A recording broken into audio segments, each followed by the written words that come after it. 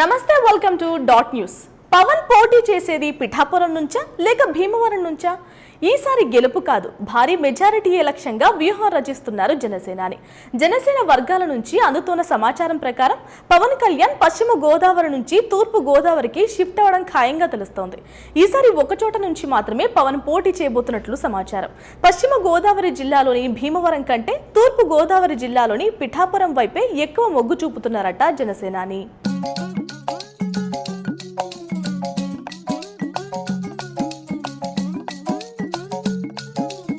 జగన్ను నువ్వెంత, నీ బతుకెంత, నీ స్థాయంత అని తిట్టిపోసిన జనసేన అధినేతకు పాపం 175 నియోజకవర్గాల్లో ఎక్కడ నుంచి పోటీ చేయాలో అర్థం కావడం లేదట.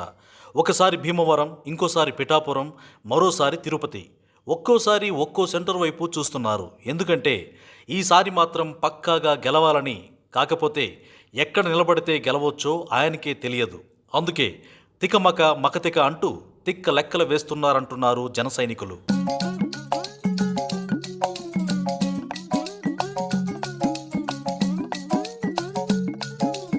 అయితే పిఠాపురంలో 90% ఓట్లు కాపు వర్గానివే. అందుకే పవన్ పిఠాపురం పైనే మనసు పారేసుకున్నట్లు పవన్ ఫ్యాన్స్ చెబుతున్నారు.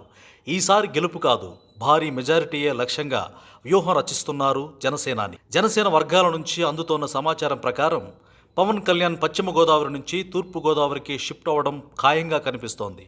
ఈసారి ఒక చోటు నుంచి మాత్రమే పవన్ పోటీ చేయనున్నట్లు తెలుస్తోంది.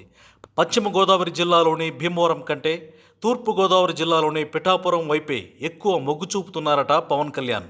ఇప్పటికే పలుమార్లు సర్వే చేయించినట్లు జనసేన నేతలు చర్చించుకుంటున్నారు. పిఠాపురం నుంచి పవన్ పోటీ చేస్తే అది కాకినాడ ఎంపీ అభ్యర్థికి ప్లస్ అవుతుందని అంచనా వేస్తున్నారు.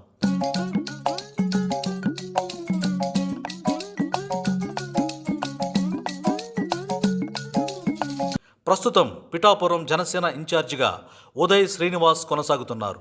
పవన్ పోటీ చేస్తే టీడీపీ ఇన్ఛార్జిగా ఉన్న వర్మ సహకరిస్తారా అన్నది ఇప్పుడు ప్రశ్నార్థకంగా మారింది. పవన్ పిఠాపురానికి మారితే మరి భీమవరం అభ్యర్థి ఎవరు?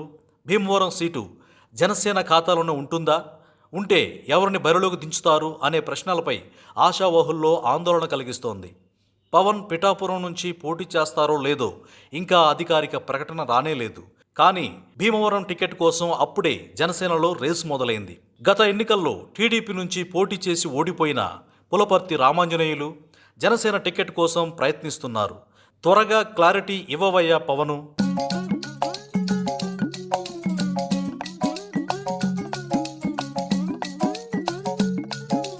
Please subscribe dot news.